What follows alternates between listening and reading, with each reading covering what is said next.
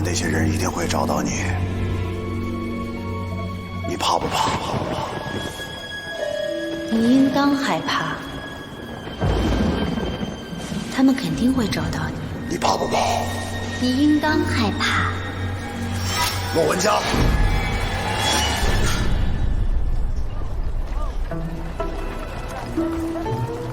做噩梦了？没有。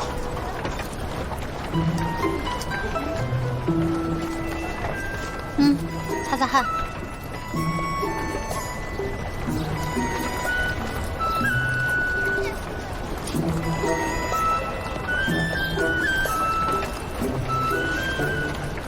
我睡了多久了？快到酒楼了吧？啊，快到。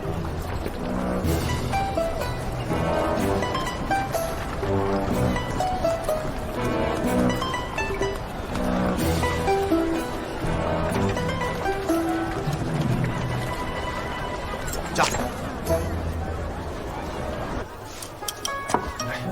唐啸身边那2个护卫，确实身手不凡。那个男的叫阿忠，之前没见过他出手，所以功法武艺也无从得知。我总觉得他是个倭人。怎么讲？去年吧，有几个镇抚司衙门的老兵闹事儿，把唐家老号给砸了，当晚就横死江边，而他们的官刀皆被斩断，赵甲破损处也干净利落，怎么看都像是倭人的刀法。唐啸他杀了官兵，无人追查的吗？证据不足，而且这个唐啸啊，在官衙里边人脉颇广，所以南都府匆匆杀了几个死囚，就算完事儿。那另一个呢？那女子看装扮像关外人。她叫媚珠，据说是生在关外极北之地，我还曾与她交过手呢。就你？啊？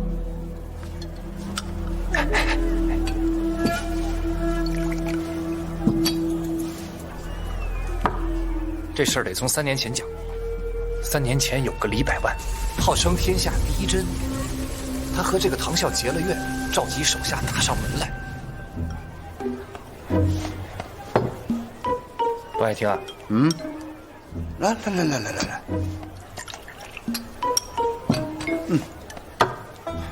这个媚珠啊，善使钝器，她练的身法像是关外奇术，反正手上也不知道缠了什么东西，攻势霸道，好似有千斤之力，但是并不精巧。一众高手出招，刀剑竟不能伤她分毫。再看那个李百万，他也不留余力，立刻打出自己的星女30，瞬间银针乱舞，穿羽断石，就像那个千星陨落。再看媚珠啊，她只是用手挡住自己的眼睛，丝毫没有惧怕他的针，还咧嘴一笑，就好像那索命的恶鬼。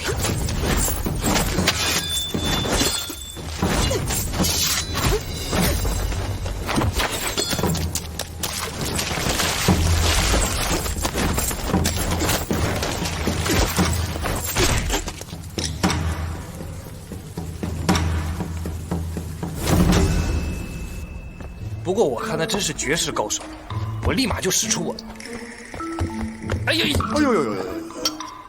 离魂眼第5式，从3楼高跃到他的面前。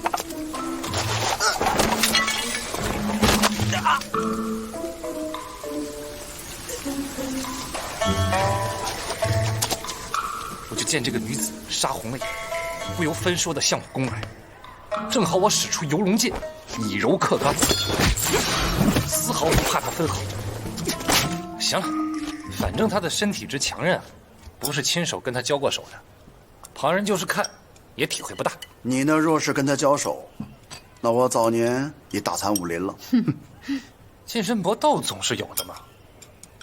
那依你看，那媚珠与阿忠的武功与戚天风比如何？戚天风啊，那真是绝世高手，号称铁手夜叉。就他那个断浪12掌，睥睨南都。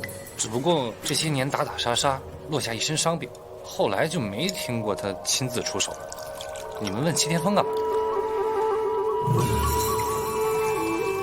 戚天风名声显赫，与媚珠作比，舒姑娘方能知道你的功力究竟如何。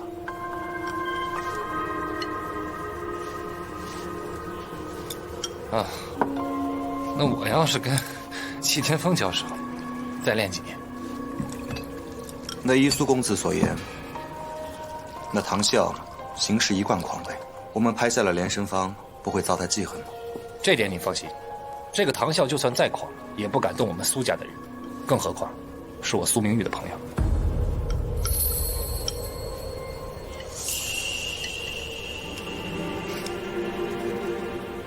朋友二字，实在难得。公子，来，之前我们多有误会，方才见公子大义，虽然不会武功，却有侠义之心。来，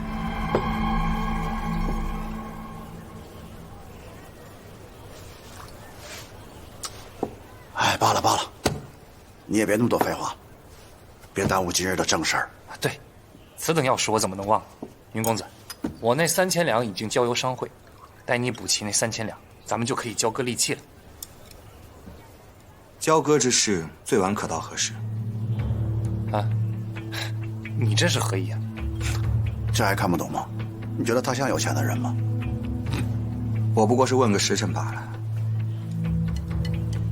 商会规定，酉时之前必须交割完，过了酉时，契约废除，所交钱款概不退还。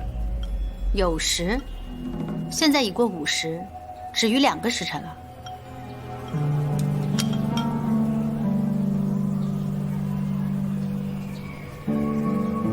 你到底有没有3000两？收人钱财，替人消灾，公子见谅。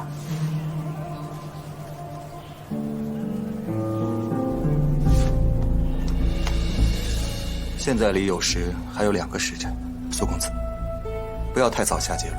这都何时了，我如何信你？事到如今，你只能信我。苏公子不如稍安勿躁，移步到商会休息片刻。酉时之前，我一定会把钱凑到，送去商会。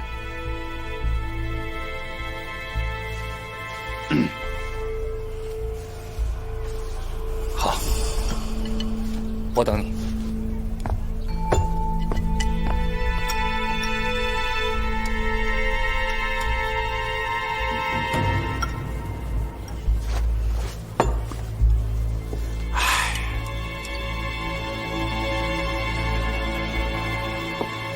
小二，嘿，教你个差事，告诉你个地方，把桌上那些吃的，连并这个，一起送过去。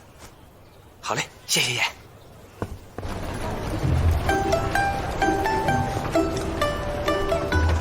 那个苏明玉啊，说起武功头头是道，其实就是个花架子。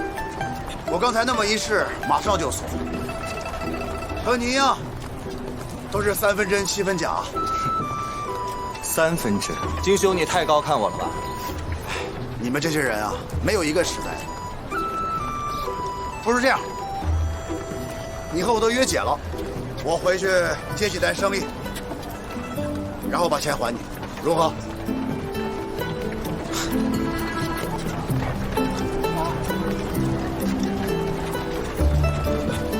来，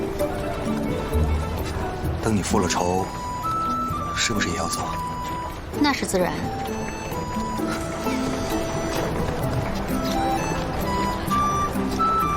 怎么了？没有，随口一问。你口中所说的话，哪一句是随意的？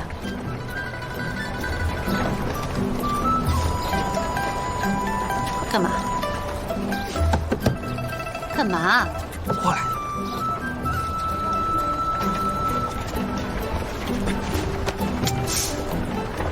干什么？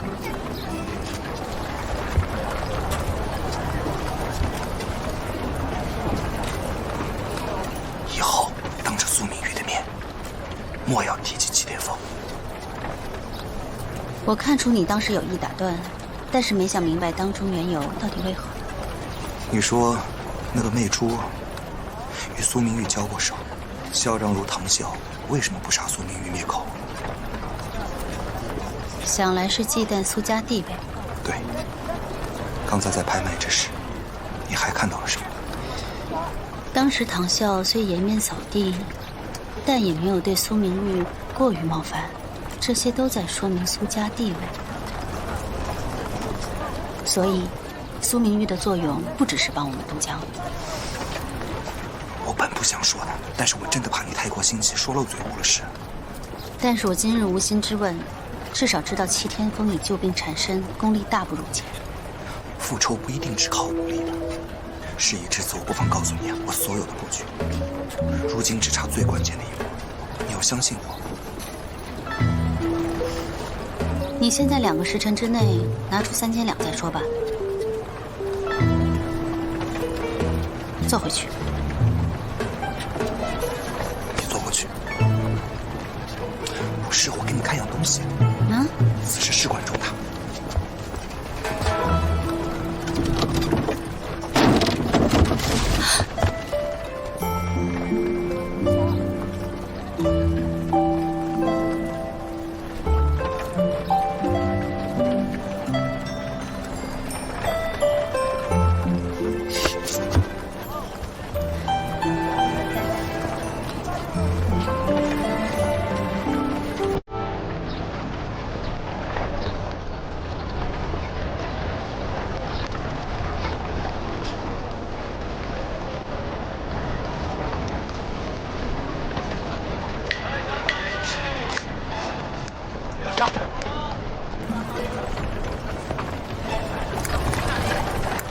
到了。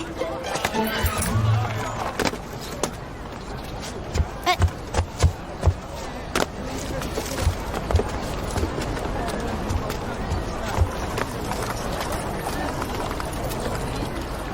你们在此等我片刻。义父已不在了，你凭那些单据又想要回3000两银子？是，或不是？玄玄乎乎，我才不信。我看呢，他就是想拖延时辰，走个过场。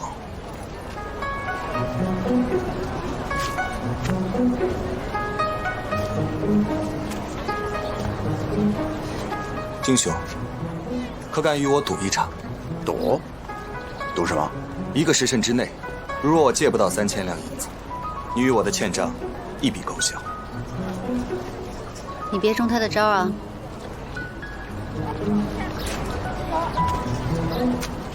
你有银子存在这儿？没有。你有可抵押的家产？没有。你在南都有相熟的大户人家？只有一个，苏明玉。行，你这拿到了3000两，我让你多差遣个把人。你这弄不来，咱俩的账一笔勾销。一言为定。哈哈哈哈！哎，哼，不要为他摇头啊！就凭这些积了灰的破纸，你就张嘴管我要3000两文银，荒唐！文老走了，资产本该属于云台，可是现在多半却到了莫言您的手中。您说，如果门主知道了，他会怎么样？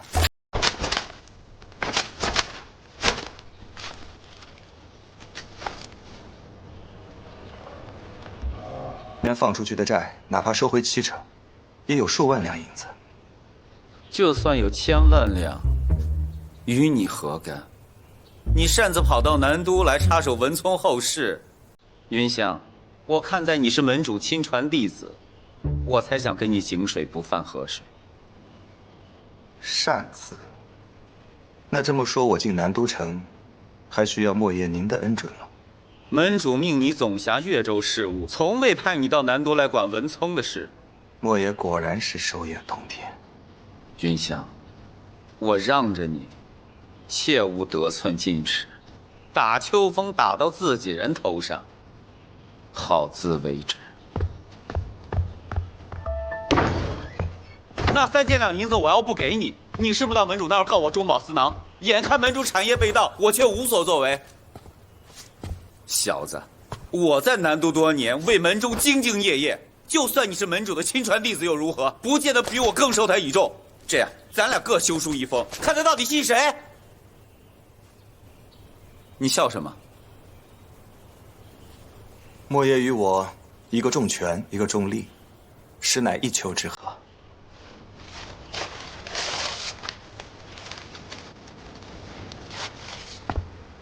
都已经拔出来的剑了，散射回去有用吗5分力。我借莫爷3000两为宜，5分力，1月之内偿还。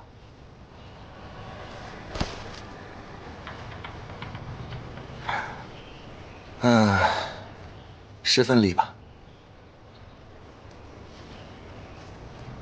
看来你当真是走投无路了。莫爷连10分力都看不上，那不如这样吧，借1还10如何？1月之内我若还不上，任凭莫爷处置。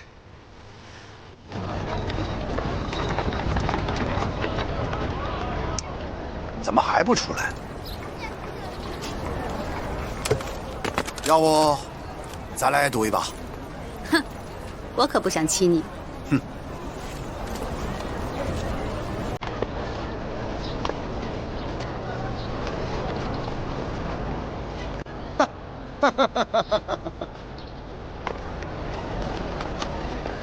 哎呀，不曾想分离来得如此突然。云香兄，告辞了。金兄，当真要走啊？愿赌服输嘛，咱们江湖再见啊！你这一走，我必是百死一生。不是还有舒亚楠吗？金兄，你在我心目中才是真正的一代豪侠。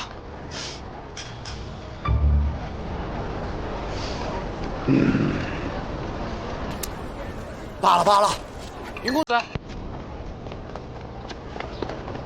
云公子，这是莫爷给您的。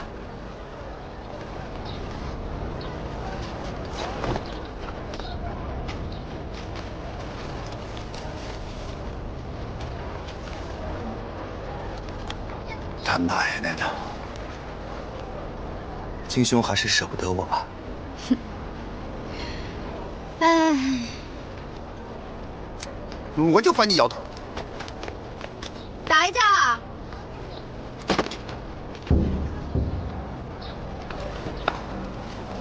这广汇庄的莫老板，也是你们的人？帮。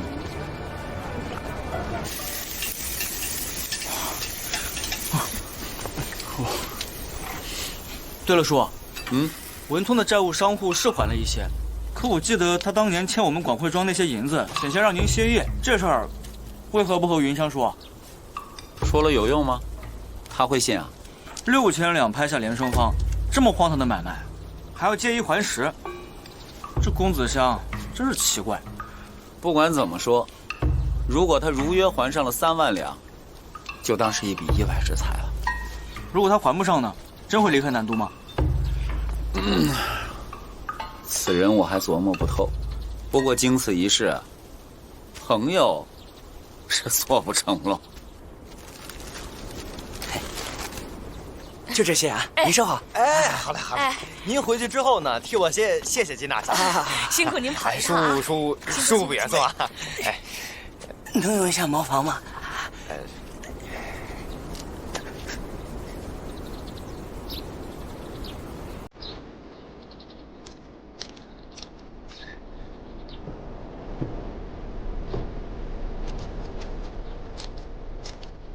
不是说有10几个孩子吗？叔叔，请叔叔带小玉走。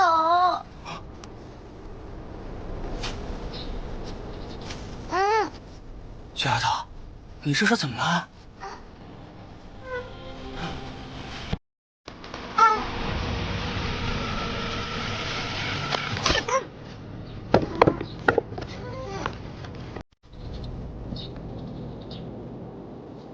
这短命鬼！飞，我看这金彪一时半会也离不开南都，再来还真是个麻烦。那要不，咱跑吧？咱这营生到哪儿都能干。废物！今天躲了金彪，明天还有银彪、铜彪、铁彪怎么办？也躲？哼！又不是第一次你刀客上门来找麻烦。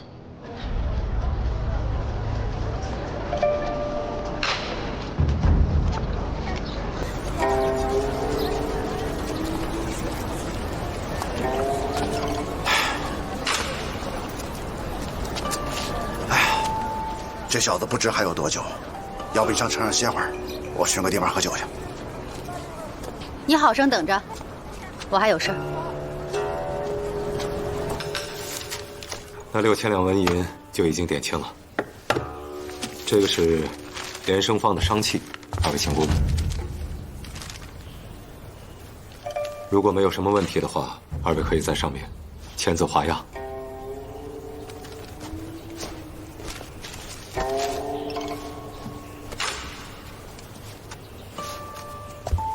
那麻烦钱叔盖上商会的公印。那还是随我到内堂去盖吧，会长也在等您。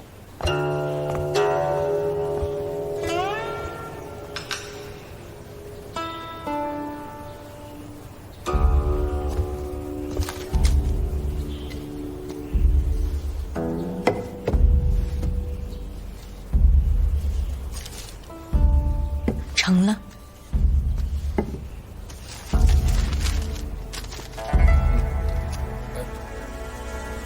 姐，你这几日又瘦了些。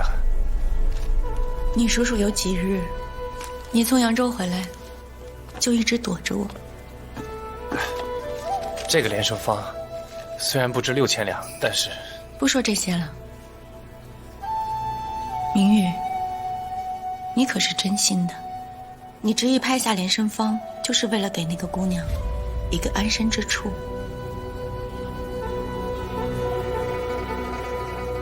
姐，我是真心的，我这心里眼里只有她。朝廷不让贱籍与贫瘠通婚，我后面想办法帮她脱籍就是。脱籍不是一件容易的事，你现在打算的怎么样？眼下只能保她不被汤相欺凌，后面还没有详实安排。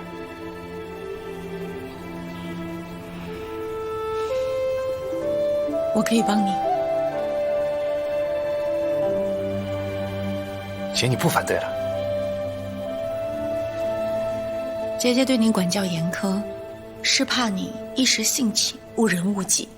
但是这2年，我看得也清楚明白，若是心中有认定的人，是一件幸事；只是为了门第差别蹉跎了岁月，才是真的可惜。不过有一事你需要答应我。姐说。我可以帮柯姑娘脱籍，但是你必须专心研究商道，因为苏家的家业将来还要你来支撑。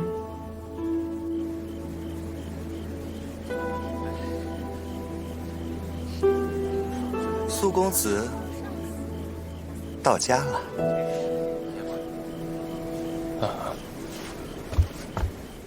拍下连生方，赢得美人心，怎么还不开心啊？你莫不是一得逞就没了兴致？若是这样，我可2位东家救连生方于水火之中，孟兰在此替方中姐妹一并谢过。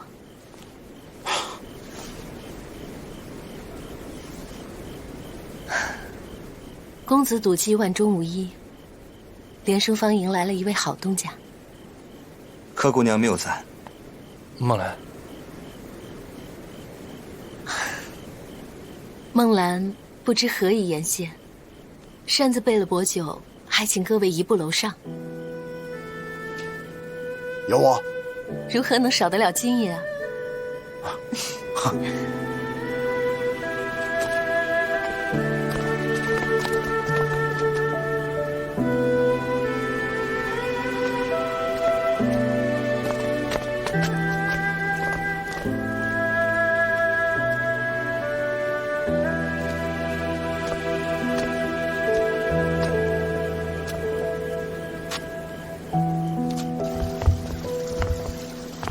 柯姑娘，此处现已记作我的财产，你不必跟着了。我想带金兄四处看看。啊，东家请便。快。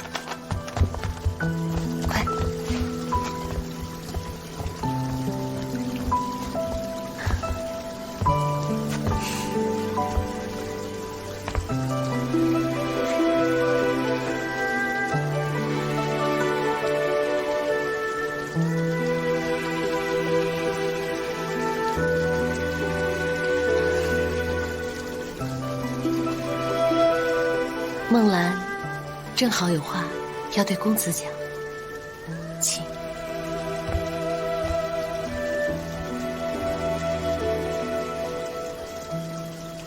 孟兰，孟兰，为何今日见我，不如往日亲近了？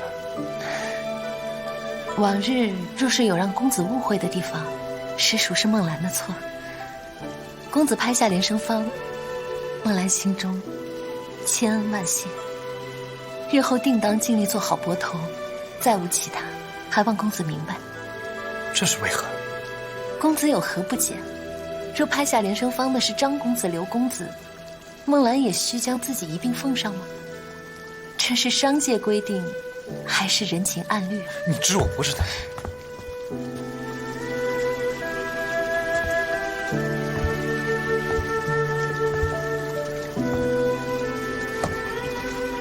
孟兰，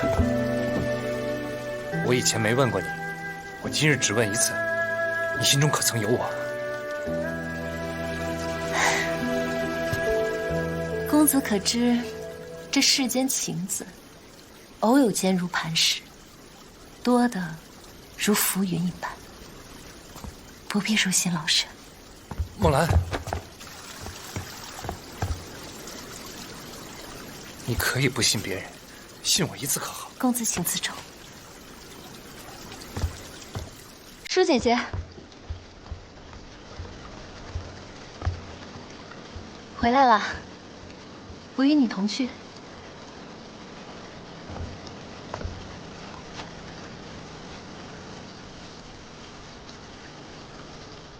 当时我们误入了那家客栈，外有官兵，内有海寇，刀光晃眼，箭矢乱飞。不过以你的身手，当时应该能杀出去。那是自然。可那两个半大小子功夫不行啊，都是闯天涯的刀客，我自己逃出去，那叫什么事儿啊？是吧？来，给哥满上。生入迷了，行哥勿怪。不打紧。我当时就跟他俩说，我说小子们，今日想出去，只有一条路，我们就从这茅房里摇出去。我们就摇出去了。聊什么呢？若是笑话，便再讲一遍。哎，你们来的正好啊！金兄正在说他的轶事，他是闭嘴！怎么能跟柯丫头说这些？姑娘家听不得这些。啊，好。我虽不知是何笑话，但是看见天狐这么笑，还是头一回。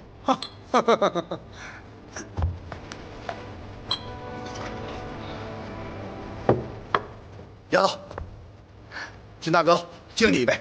啊，咱俩有渊源，以后这赌坊若有人滋事，我帮你标。孟兰谢过金大哥，这赌坊有云公子做东家，想必日后定是太平。来，干！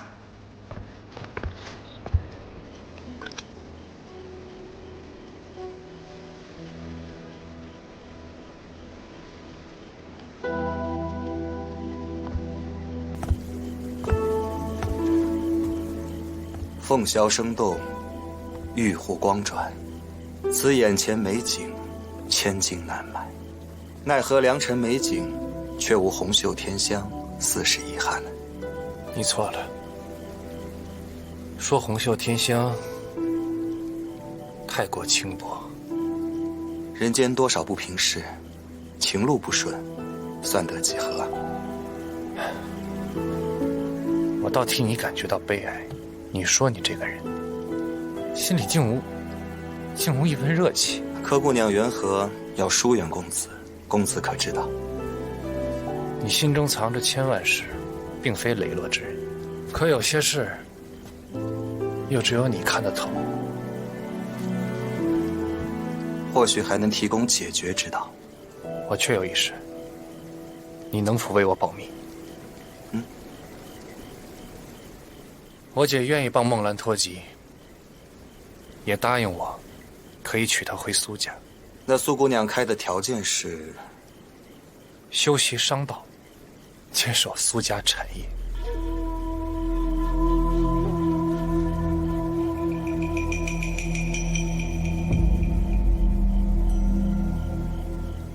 此时此困，或许可解。你有法子，可以不依靠佳姐帮孟兰脱籍。要脱离贱籍，需打通越方司。唐啸作为南都赌业的龙头，必定和越方司交情匪浅。找唐啸，这不是羊入虎口吗？他当初便已帮孟兰脱籍，要孟兰与他为妾，条件皆可商量啊，苏公子。你若信我，此事交于我如何？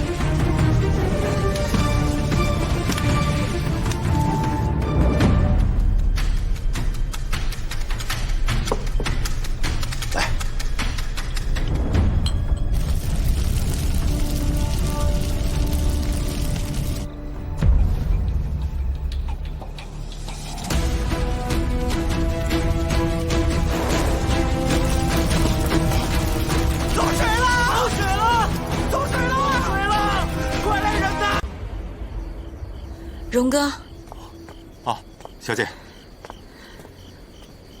灰烬已经飘至此，证明火势足够旺，生死应该保不住了。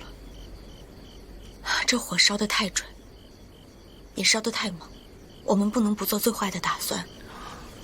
小姐什么意思？小姐，小姐，莫急，慢慢说。有2位家仆被困火中，公子冲进去救他们了。什么？小姐，小姐，小姐！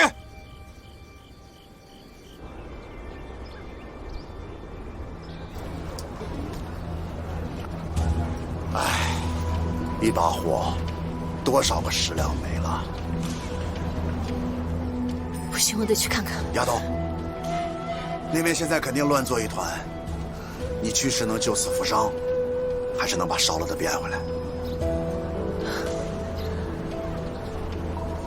至少我能知道他平安无事。你说你这么关心他，平时怎么对人家不冷不热的？金大哥有所不知，苏家这次怕是渡劫之难。再过2月，织造司要向皇上收贡布，眼下正是1年之中最繁忙的赶工期，这生死化成了灰烬。苏家底蕴深厚，和官府打交道，定能转换余地。你就放宽心吧。哎呀，我刀，擦刀。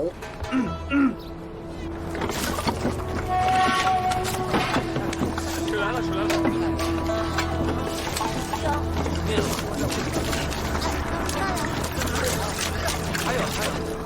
哎，你家公子呢？他昨夜便来了，你可曾见过他？公子冲进去救人，我们已找了好久。你别担心了，以他的身法可以自保。哎，小心！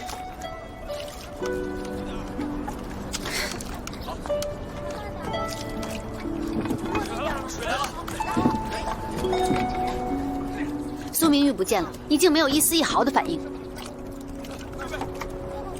哎，你看。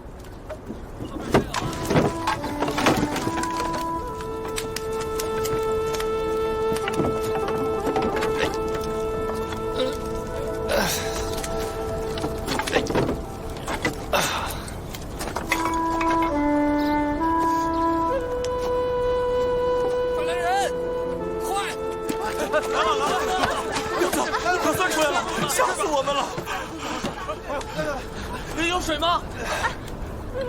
公子平安就好。公子大恩大义，小的没齿难忘。多谢公子救命之恩，公子肯为我等卑贱之人设想，往后我们这条命都是您的，都是您的。这条命是公子给的，往后公子说什么，我们就做什么。对，快起来，性命要紧，快起来。怎么样？我说他没事吧？起来。苏公子。舒姑娘，快再去打水，再去打水。舒姑娘，云公子，你无碍便好。我的身法就是灵巧取胜，区区火场怎么困得住？擦擦脸，赶紧去报个平安。多谢。有人哭了一夜，就怕你有个3长2短。孟兰，哎，苏公子，眼下你还是去趟苏家比较好。为何？通过这烧火的痕迹来看，应该不是天灾。你是说有人蓄意为之？此事事关重大，务必先让苏会长知道。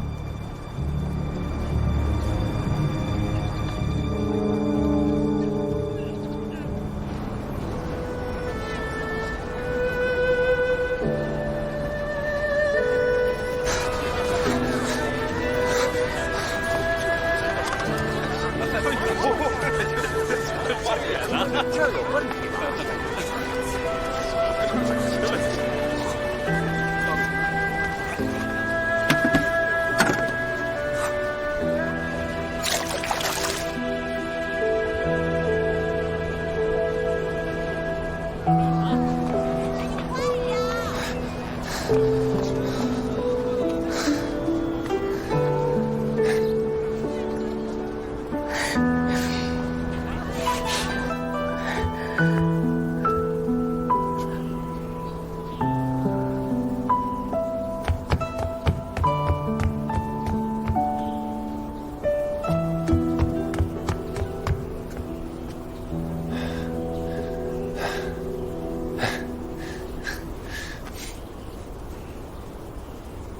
眼下正是苏家最为难的时候，公子为何到了这里？我想见你，我怕你担心我。这世界上没有什么比你更重要了。孟兰上回跟公子说的，可要我再说一遍。公子可知，这世间情字，偶有渐入磐石，多的如浮云一般。不必如心劳神，哪怕是公子忘了，孟兰上回说过。方才我在路上还想着，若这一夜只身涉险，能换姑娘半点牵挂，我也算值。如今看来是我想多了。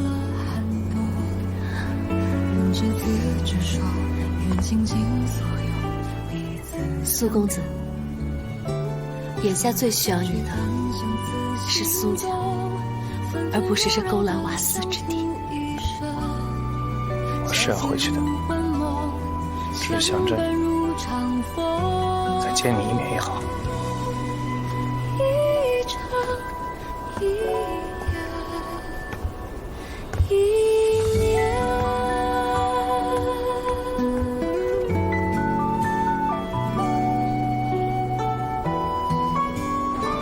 当初你帮苏明玉拍下连胜芳，便已料到今日。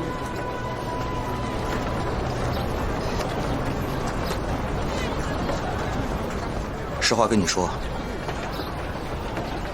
早在扬州出狱的时候，便已料到。苏家与你无冤无仇。确实如此。哎，烧掉的不是生死，是苏家的半条命。苏家兴盛100年了，盛极而衰，天道循环呐。这就是你们云台的大义。大人不仁，治人无情。少把人字给我挂在嘴边，我受够了你这些龌龊的手段。说要复仇，说要1个月内瓦解曹帮，如今只见苏家一步步垮了，你可费半点力气对付齐天风？我如果连你都骗不了，我如何能对付齐天风？你今日必须跟我说清楚。开始说的不是很好吗？你只做不问，这么快便忘了？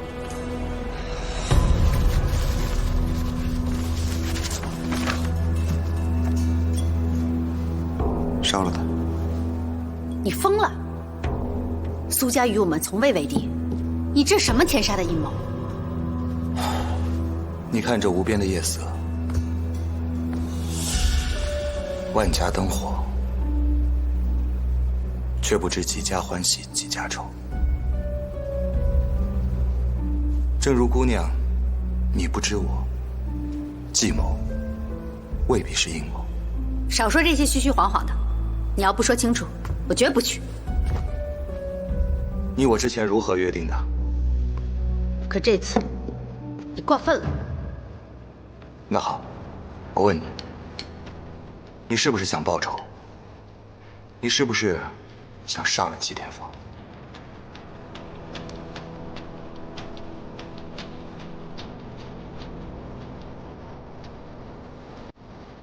如果是，就相信我，别再多问一句。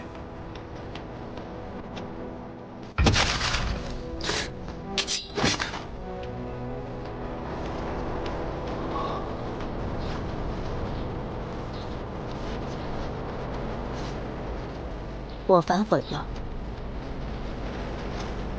你这性子真是……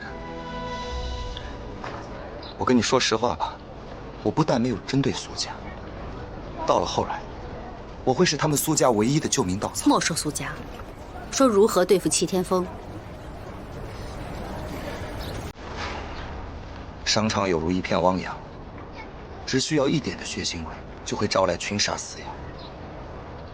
我现已投下了苏家这颗渗血诱饵，那个不知死活即将游过来的扼杀，便是齐天风。届时这把匕首会直插他的头颅，而不是在这里指着我。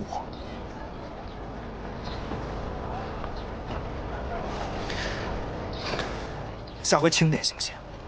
你也舍得。既然是群杀撕咬，上钩的未必是齐天风。哎，算你聪明。跟你说，所以我才将自己和苏家绑定。一边呢是我这个眼中钉肉中刺，一边是苏家这块到嘴的肥肉，一箭双雕的买卖，齐天风一定冲得比谁都凶猛。说的天花乱坠，小心一并将你吞了。那你会不会救我？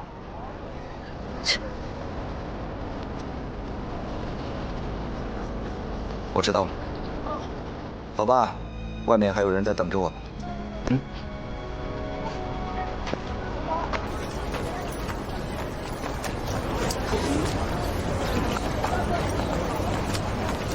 上车。我走了。啊。哎，你听话，别跟过来。走吧，啰嗦。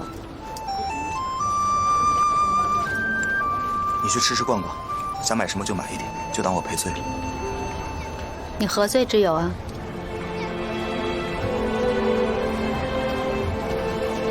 惹得红颜暴怒，罪无可恕啊！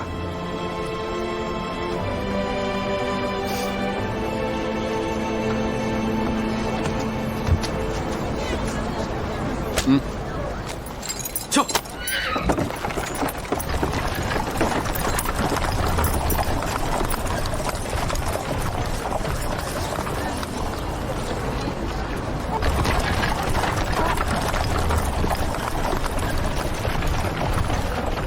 那姓金的刀客身世还算清白，这姑娘是何来历啊？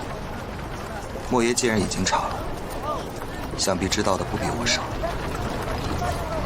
应该是舒家镖局的遗孤，文聪收她为义女，这么多年像宝贝似的藏着掖着，可未曾有人见过呀。金世良是远近闻名的扬州第一刀客。那苏明玉更是出了名的纨绔子弟，唯独舒亚楠，只是他口中的舒家义骨，无从查证。怎么，你也怀疑他？隐约有些担忧，但并未看出破绽。不如莫爷帮我继续盯着。帮你？我看他就该一刀抹了你脖子。做甚啊？莫爷曾说，在我清账之前，莫要相见。如今亲自相邀，要是我没有猜错的话，门主他老人家来了。姐，你可好些了？我还正要问你呢，伤到哪儿了吗？姐，我没事儿，这些年学的武啊都用上了。哦，对了，公子香说，这把火好像有人蓄意为之。若真是如此，会是何人为难咱们苏家？刚才我还跟小姐说，上回遇人捡镜，清查贼人尸首的时候，云公子就说像是曹帮之人。如果曹帮真的想与我们苏家为敌的话，那放火烧生丝，也是情理之中的事。不可妄断，只是不知道那公子香有几分可信。这个我现在也说不好，我现在连他是敌是友都不知道。只不过曹帮为何要为难咱们苏家？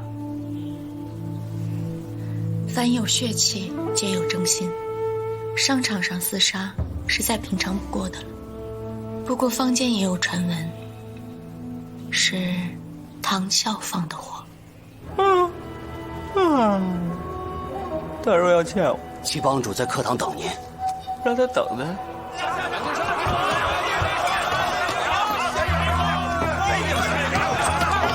我们家这个上场根本就不行。哎呀！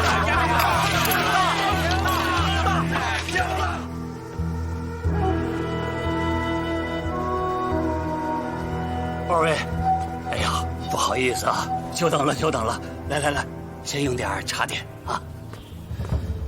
齐掌柜，我们已经等了半个时辰，这唐老板究竟有何要事缠身啊？哎呀，这我们也不好多问呢，辛苦二位再等等，再等等，告辞告辞。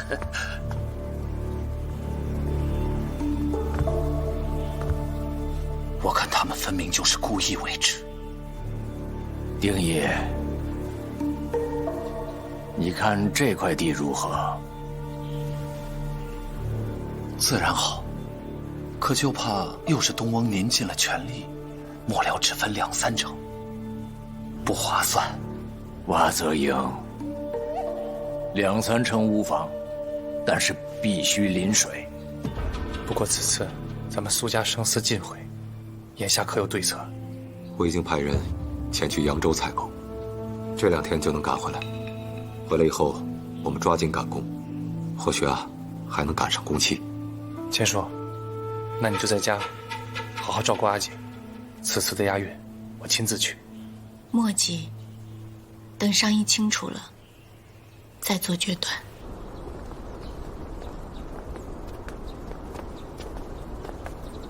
公子，我看此次生死押运，你还是万万去不得。怎么？如果有人想危害苏家的话，必不会放过公子。俗话说，君子不立于危墙之下，所以，我和小姐都不想你去。可现在佳姐离不开你。再说了，我习武多年，此次押镖一定能应付得了。而且我也是时候为家里出份力了。公子，你若是为苏府着想的话，你就应该听小姐的话，小姐是不会害你的。再说了，小姐已经答应替柯姑娘赎籍，你还有什么顾虑呢？千叔，若佳姐不是会长，不是这苏家的主人，你们是不是早就名正言顺，长相厮守了？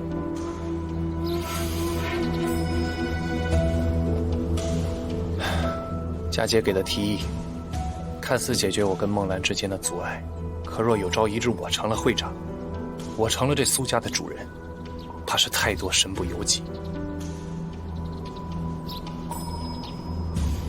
千叔，我不想成为你们。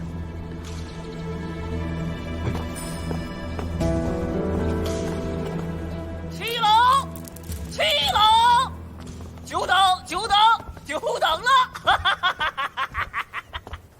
哎，如你所愿了。嘿，要不说姜是老的辣的，你看，就御风仓这把大火，烧的就是一个字儿，妙啊！这把大火不是我们点的吧？不然呢？我烧的？苏公子没有眼力，抢了唐公子想要的东西，恐怕整个南都无人不晓。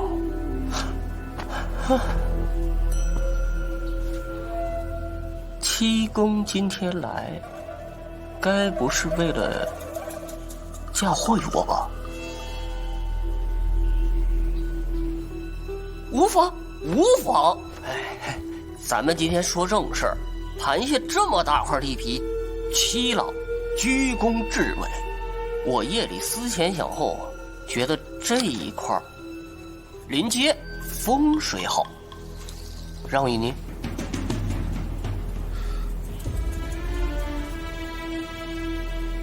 可以坐享其成，但总要与人方便吧。那银子和主意都是我出的，您一跟班的，要什么方便？无分，公平。话既说到这份上，我便不妨多说几句。齐天风，你知道你给我捅多大娄子吗？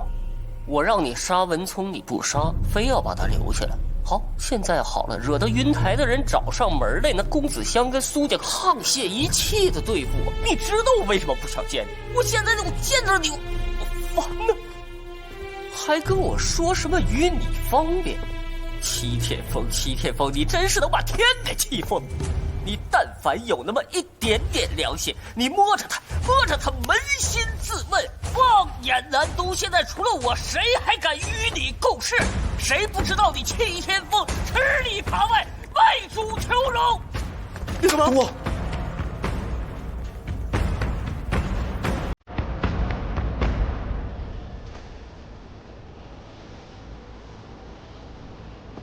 曹邦与唐家向来攻守同盟，不如咱们各退一步。只要这临水的2成地皮，您看如何？想要地皮，念想点子。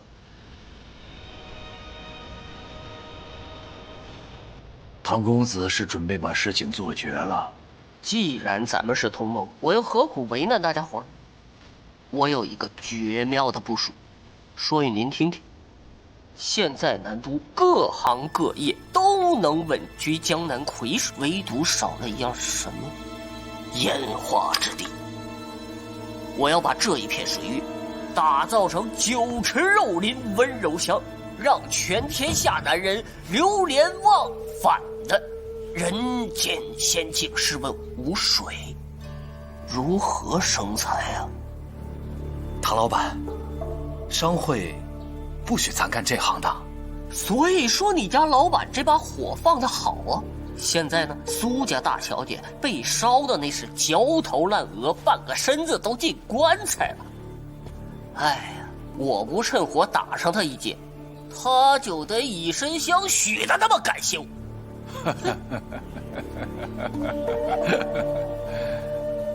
唐公子是宏图大略，我等应该支持。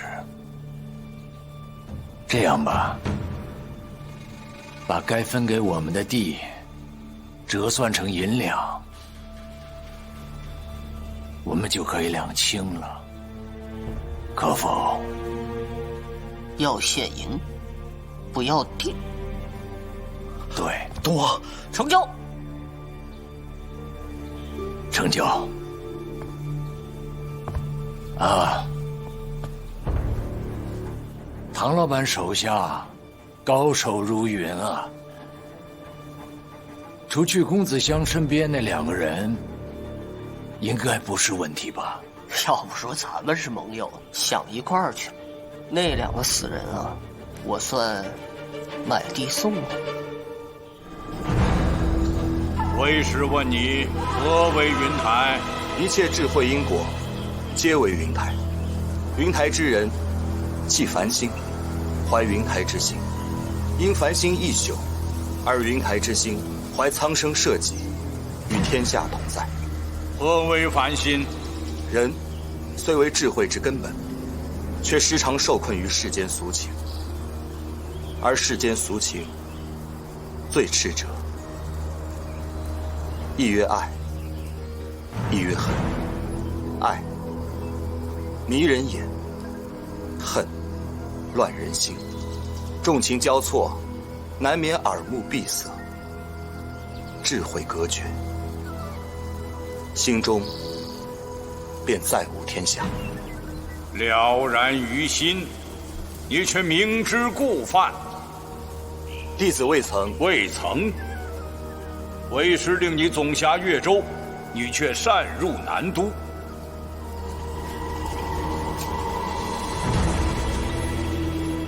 云下，文聪之事，门中自有调度，何须你来插手？文老对弟子有救命之恩，弟子不能知恩不报啊。不断凡心，不入云台。既然你凡心未断，便重回山中，重新修业吧。凡心一断，便再难懂世人所愿所求，所爱所恨，又何谈造福苍生社稷？弟子以为，入云台者，须存凡心，且不为凡心所困。哼，好一番诡辩之词！其实弟子入南都，并非只为了复仇报恩，更是为了尽文老未尽之事啊。文聪他何等奇才，他未尽之事，你凭何而成？实不相瞒，弟子5成胜算。5成，那便是赌。云台之术本就是用奇用血，弟子布局已成，若如今收手的话，只怕会对门中有百害而无一利。况且弟子一无根基，二无牵挂，就算输了，也不会拖累师门呢。你要鹬蚌相争，坐收渔利？是，或不是？你果真学成了，竟给为师出题。弟子不敢。罢了，这回啊，随便你，且看你如何赤手空拳掌控南都商界。不过切忌一叶障目，忘了门中使命。记住，齐天风所作所为不值一提，真正的阻碍是南都商会，是苏家。是，弟子定当不辱使命。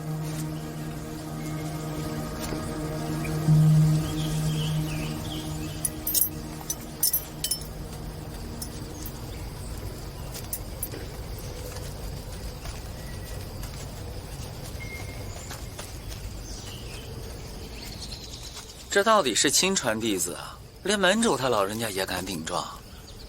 都听到了？门主只说不见我，想来听听无妨吧。唉，本来还以为能将你撵出南都呢，这下好了。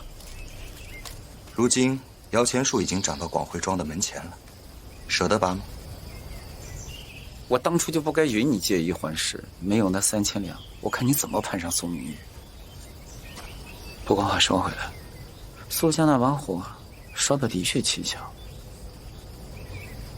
这么说，莫爷有心结。我与唐啸、齐天风周旋多年，可如此手段下作，还真是头一回。还不是因为你小子一入南都就搅得鸡犬不宁，这俩人沉不住气了。莫爷谬赞。说，换个地方聊，别扰了门主清静。东阿，将地皮换成现银，咱们当真血本无归啊！况且唐啸认为咱们眼界浅，日后必更加猖狂。东恩或是另有打算？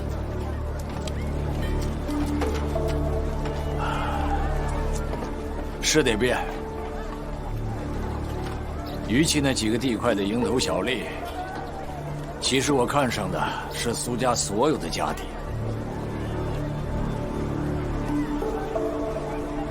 你看，云香为什么寻到苏家来？因为他们家家底深厚。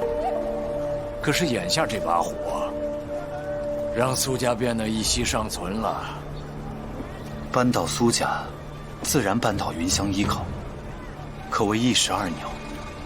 可苏家不过损了些生丝，扬州有的是死状，再调运便是。所以啊，苏家的命脉现在就捏在我们的手里。您是说从扬州往南都运死，必须通过咱们曹帮？那当然，生丝进不了南都，苏家就交不上贡布。还有，这南都城里大大小小的私商，全都得乱起来。东王，这样一来，可就与苏家彻底撕破脸了。脸皮是给别人看的，该撕的时候就得撕。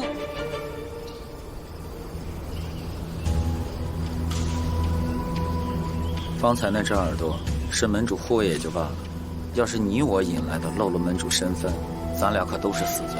你放心，门主他统领云台20余载，没有人见过他老人家真容。连你也没见过？修业15载，只闻其声。说正事儿，方才听门主的意思，这除了要对付齐天风，这是还要灭了苏家。没错。你怎么打算？既然是门主的命令，那我自当遵从。我不像莫言，不守云台之道，只想着自己快活。你小子说话给我当心些啊！我哪句有错？你们这些莘莘学道的，懂什么呀？7年前思南府遇蝗灾，颗粒无收。4年春天的种子谁送的？4年前德安府大旱，赈灾粮被赃官中饱私囊，但是全府上下百姓无一人饿死，那口粮土地爷给的。2年前安庆府决堤，100余艘海盗快船搭救灾民，那雇船的银子，老天爷掉下来的吗？莫言，没想到你还有海寇的路子。这全是我做的，他文聪做什么了？我要不把自己养肥了，我拿什么救那些灾民？哎呀，于某一时失言，莫爷海涵呐。哼，其实近日我一直在想，莫爷曾经对我说过的一句话：南都商界理应由南都商家来掌控。别绕弯子。门主有门主的命令，那我也有我的难处。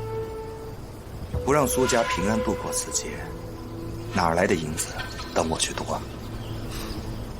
方才你还说要遵门主之命，此番门主亲临南都找我，多半也是莫爷您告的密吧？我不探清楚您的真实想法，我又怎么敢对您掏心掏肺？这倒还像句人话。既如此，我们先灭曹帮，再扶持苏家，将南都商界还给南都商家，如何？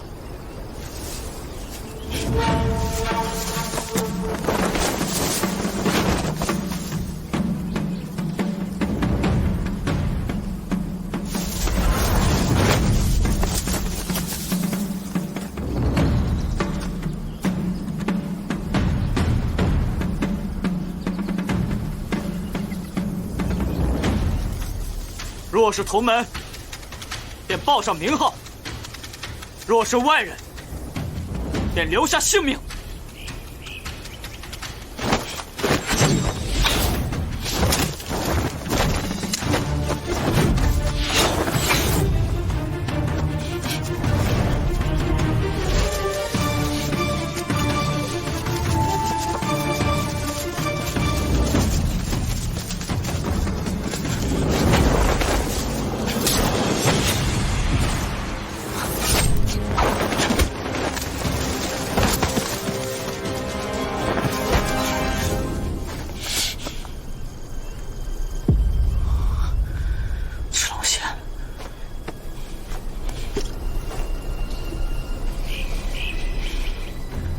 我原还以为啊，是门主对我心怀芥蒂，派你来查我来了。故有吴越同舟，欲大风方才相助，如左右手。我与莫爷不至相恶，如无人越人，何不同心协力，各得其所呢？那你说说，如何同心协力？不说。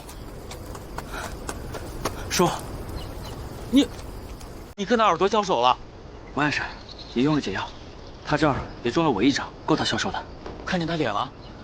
没有，此人身形轻巧，力道却淋漓至极，甚是少见。我在南都20余载，从未遇过这种麻烦，他定是你引来的。走回家。哎，莫爷，不要跟着。